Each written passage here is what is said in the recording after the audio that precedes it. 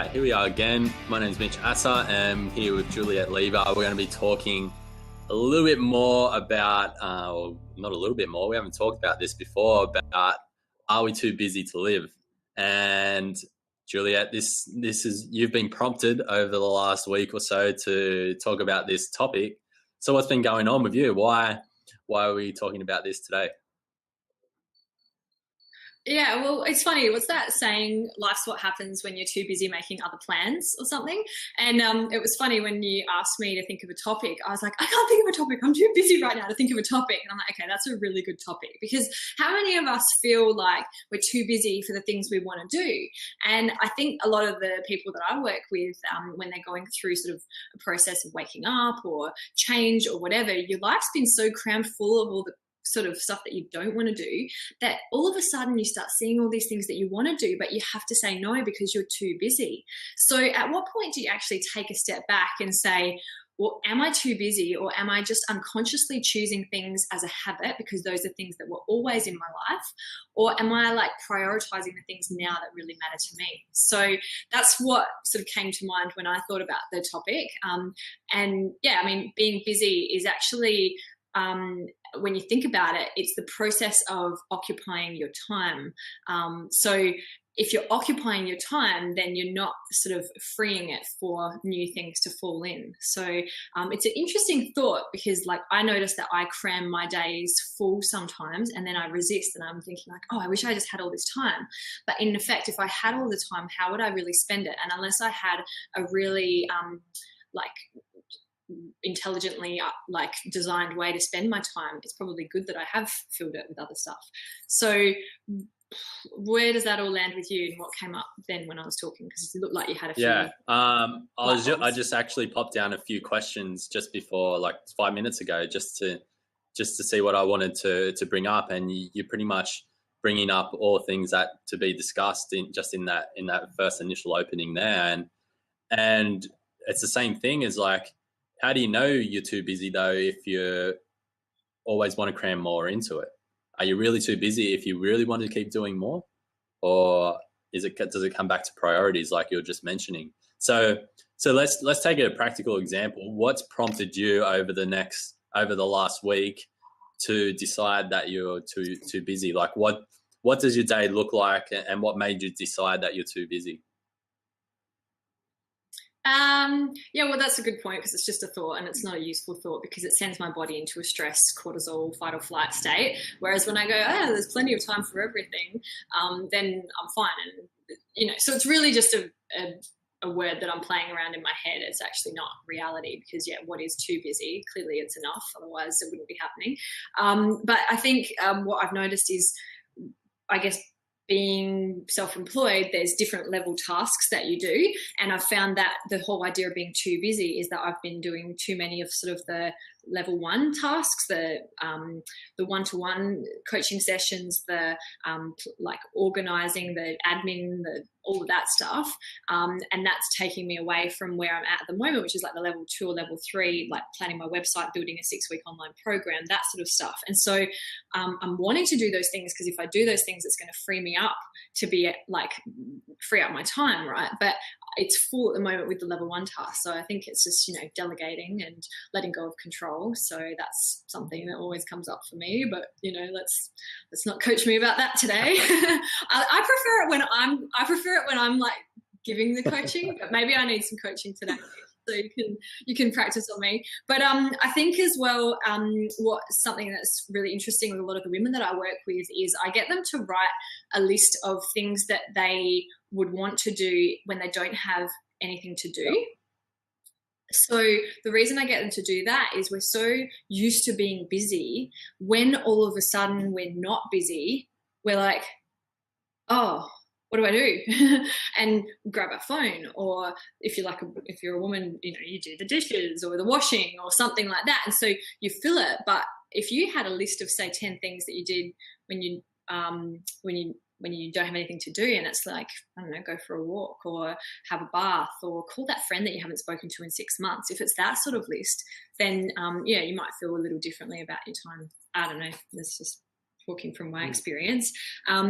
What does the whole busy thing, how does that show up for you? Like, do you ever feel that?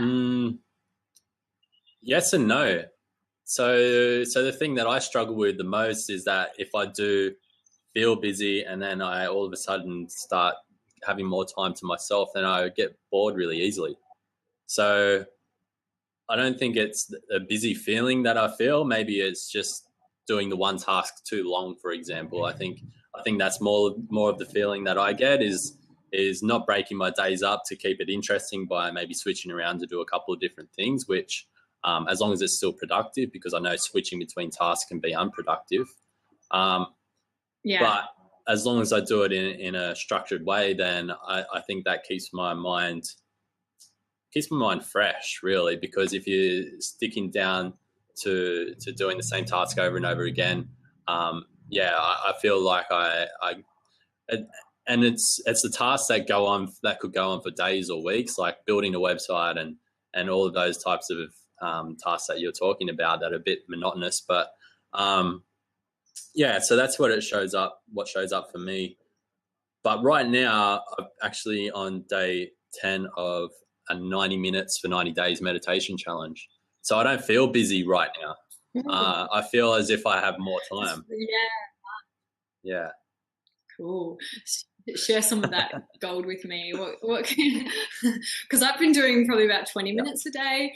So yeah, can you top me up about 70 minutes in 5 seconds? Yeah, sure. Why not? What have you found through doing that? How have you felt different?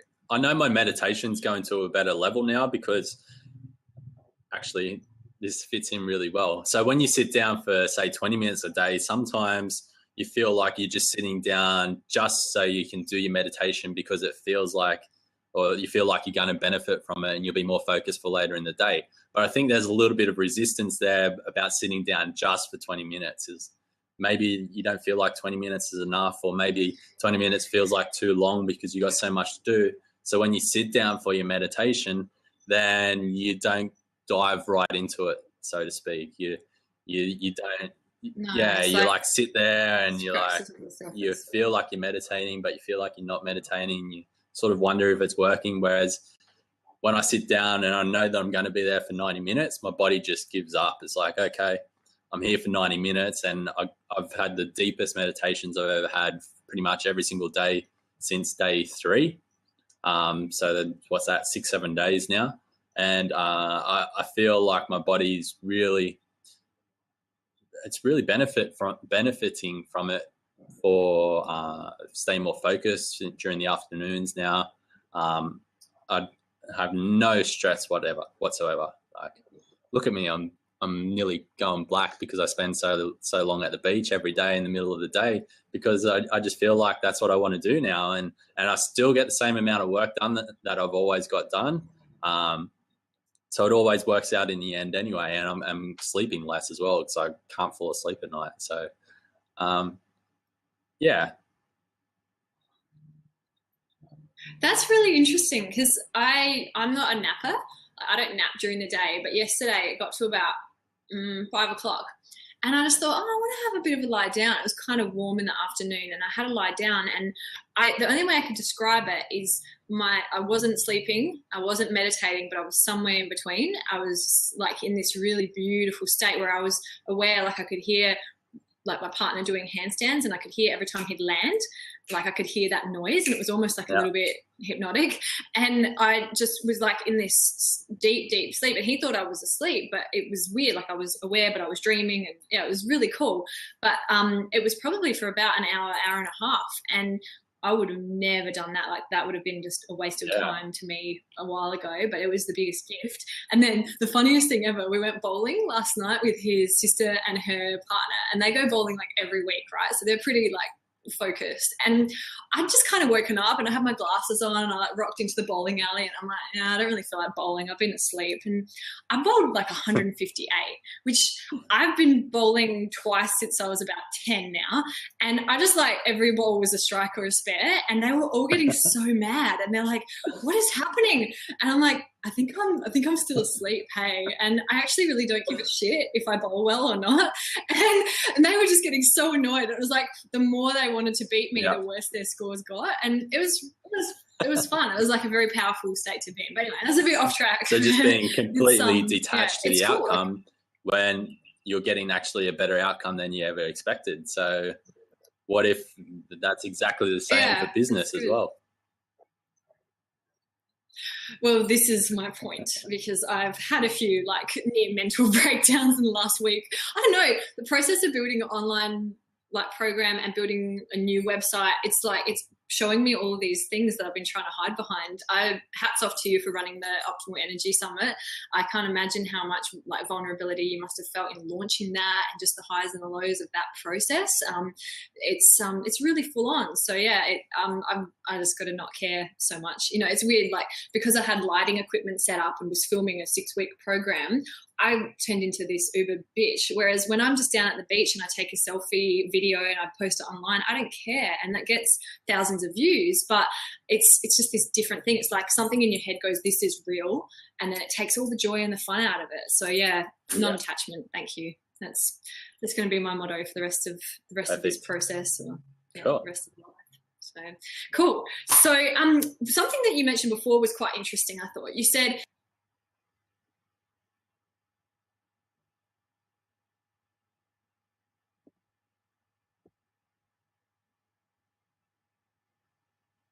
when you aren't smoke, some people, you know, are addicted to sex. Some people, maybe they're just addicted to being busy. You didn't hear that?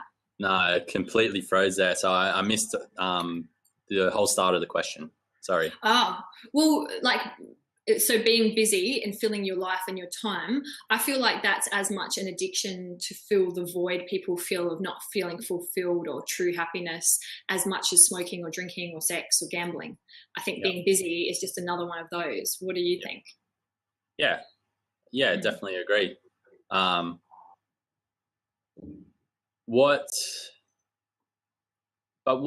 else? So what else do you like to do when you're not working on your business? I'm guessing that's sort of like the priority in your life sort of thing, is it? Like one of the top ones? Yeah. It's definitely. And I think that's something that Paul and I have noticed, is because we both are really focused on our business. We went to this like couples connection workshop on the weekend, and they talked about having like structured working hours, and then when you go out for dinner, don't talk about your business. And that's what we do, is we'll go out for dinner and we'll still have our business hat, and we'll be like, oh, I'm gonna get this idea and talk about this.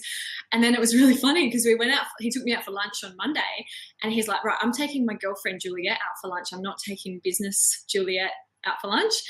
And I had this moment of like, I don't know what to talk about, because, you know, and it was really interesting. So my business definitely takes up a big percentage of my passion. Like it's because I'm so passionate about it, it's just like transcends, and my business doesn't feel like it. Like all my clients are friends, and it's all intermingled and messy that way. But I think just like exploring, for me, adventure and exploring and new experiences is really important. So like we've got these tennis courts behind our house, and we went and explored there and found out that we can hire them for the whole year for $50. So now we've got like unlimited access to tennis courts. And I went for a beautiful walk today and walked through all these new streets in my neighborhood that I'd never been to, and just like looked at all the houses, and, you know, exploration and new experiences. And that's really important for me.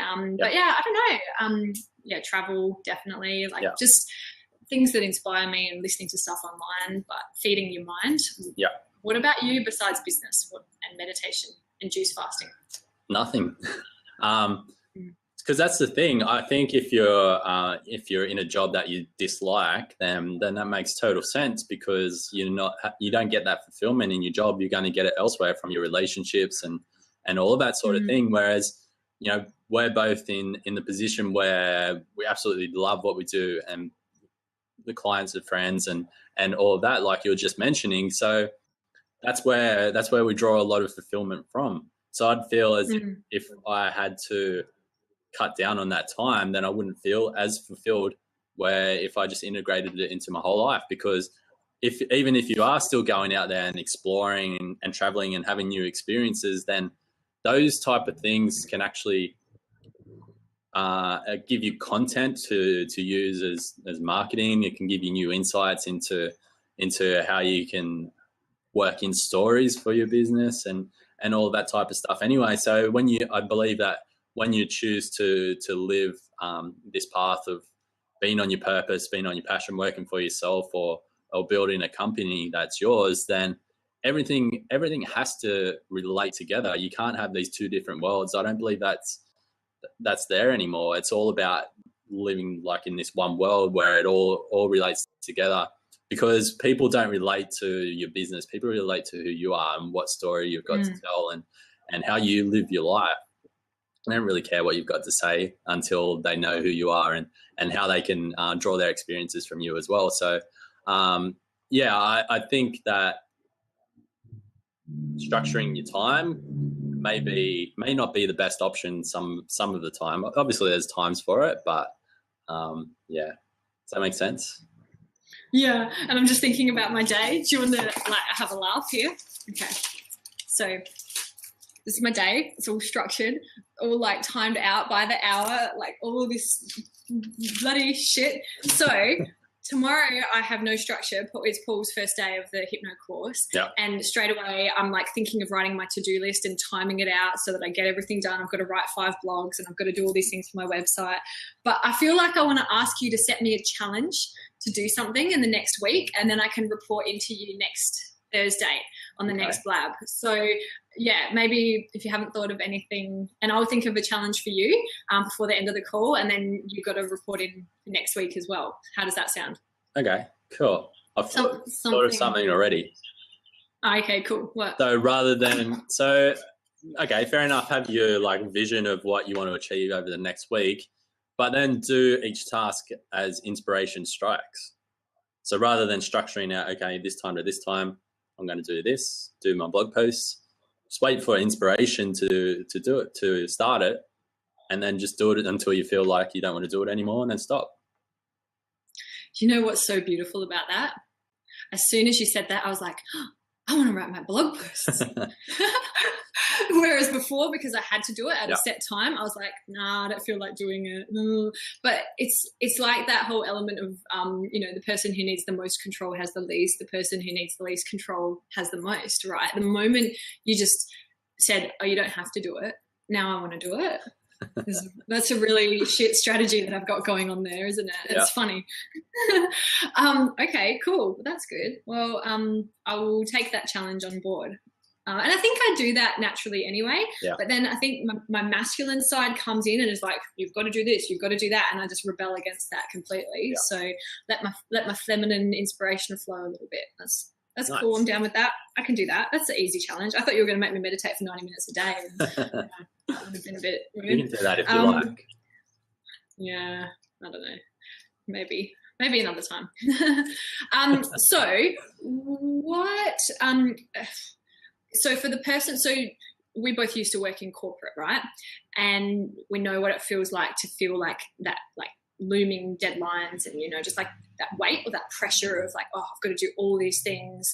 I haven't even had lunch yet, but I've got to go into this meeting. Just that stress that you run on all the time. So for the people that are maybe sitting at their desk at work, watching this blab and feeling really too busy, and then on top of that, they've got to, go home and cook dinner for the family, and they're still got to fit in an exercise program because they've been sitting on their butt all day at work.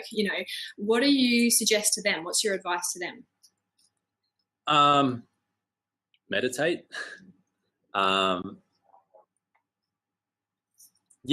let's take a story from my own life. So I was working in that highly stressful corporate job for about 9 months, and I'd never ever been so stressed out in my life. I was working out every single day because that was a huge priority then, but I wasn't getting the results that I would normally see. And I guess it comes back to being in that fight or flight state, like you were talking about at the very start, where if you're in that state, then your cortisol levels are high, so you're not going to be losing the body fat that you want.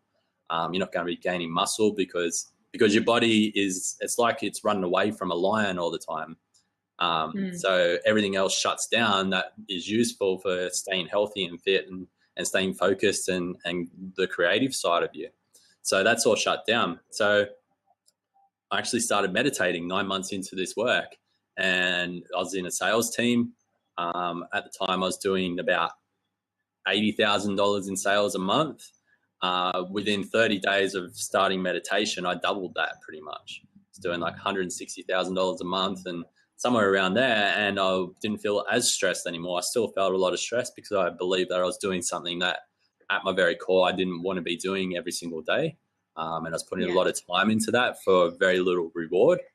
But I was getting better results and I wasn't as stressed. So meditation, it will change your life if you are living that type of life as well.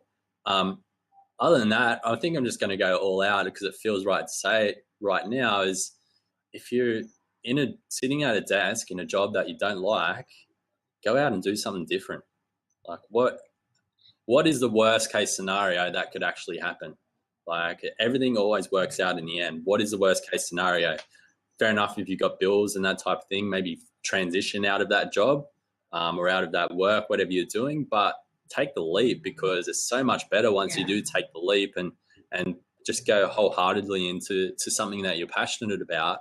And then it's like the common saying that you see pop up all the time in personal development world is that when you find something that you truly love to do every single day, you'll never work another day in your life. So I think this whole thing of being busy, you still experience it some of the time, like you have been the last week or so, Juliet, but most of the time it's a pretty awesome life. And it does take some transitioning, that's for sure, but just take that leap because it's so much better way to live. Totally. I reckon you just helped me get a big light bulb moment. I think I still am programmed to believe that work has to be stressful. Yeah. I'm done with that belief.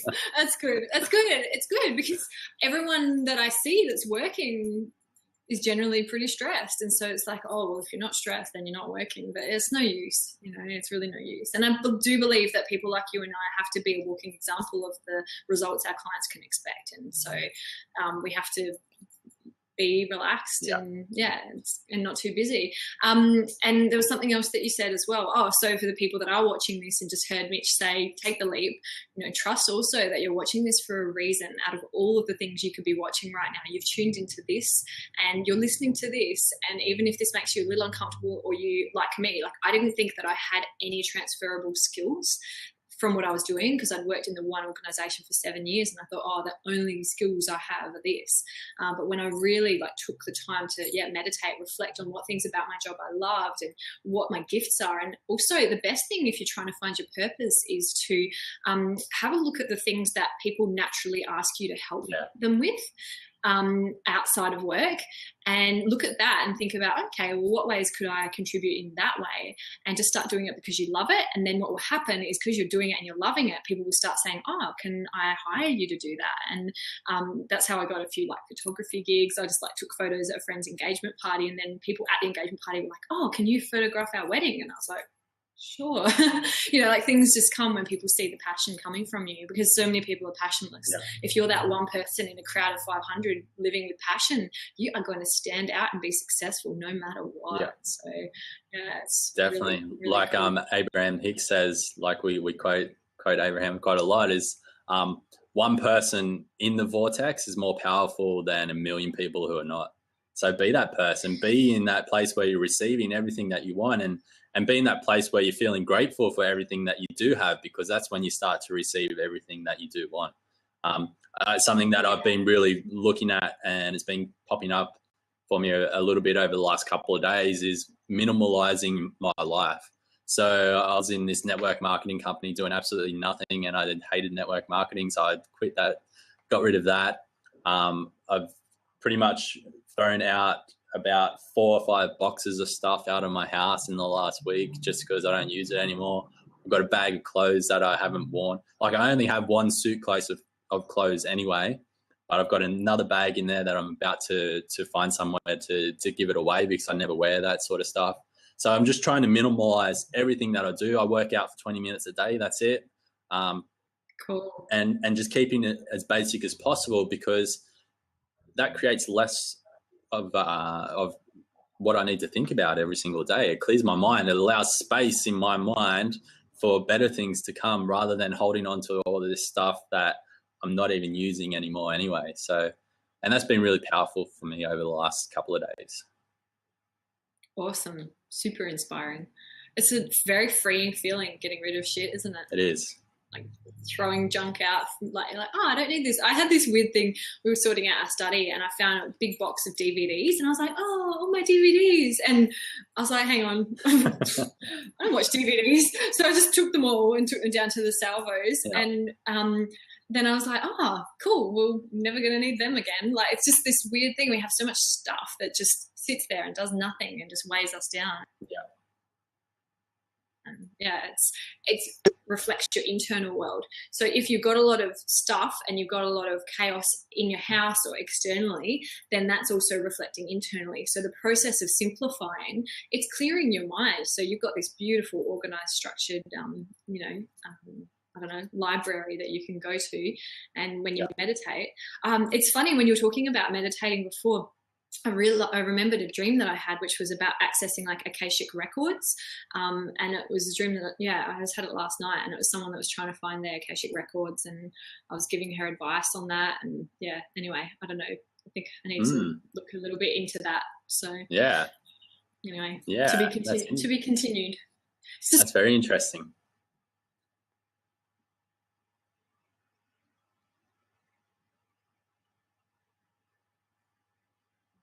It's funny, like when you talk. You back? Yeah. Sorry, that froze again. Missed that bit. Oh, I just said, how are we doing for time? Pretty much ready to wrap up. Cool. What do you want to finish with? Well, I'm going to just do things when I feel inspired to do them. Yep. So that's my challenge for the next week. And I don't know about your challenge. I feel like all I want to say to you, I just got this mental picture of you kind of lying on your lounge room floor and like grabbing your stomach and like rolling around in like fits of laughter. Like I just feel like you just need to almost just like have like this silly, like just like laugh. Like, have you ever done laughter meditation? No, never. Never even heard of it. Oh, what? Okay, so little secret. My mum is a pro at laughter meditation. All right, I got to get her on one of these blabs, and I've got to get her to run a laughter meditation for you. Can we do that? Can I find out when because at my last retreat that I ran, she ran the laughter meditation, and if I'm happy to let one person overshadow me at a retreat, and that's my mum. It was by far, hands down, everyone's favorite moment. So it's pretty cool. So all right, let's do that. I'll see if she's free next Thursday, otherwise we'll tee up a time to do it, because I just feel like sometimes when we do meditate a lot as well, it's so deep and tranquil. Sometimes you just need to get out of that and have some fun. And I just got a picture of you rolling around laughing on the floor. So that's going to be your challenge next week, so join me in laughter meditation. All right. I love it. Perfect. Cool. Can't wait. Good. Cool. Awesome. All We'll right. have a beautiful day. Go out and get even crispier, and I'll see you next week. Perfect. Sounds good. Looking forward to it, and thank you, and looking forward to chatting with you next week and seeing how your task went.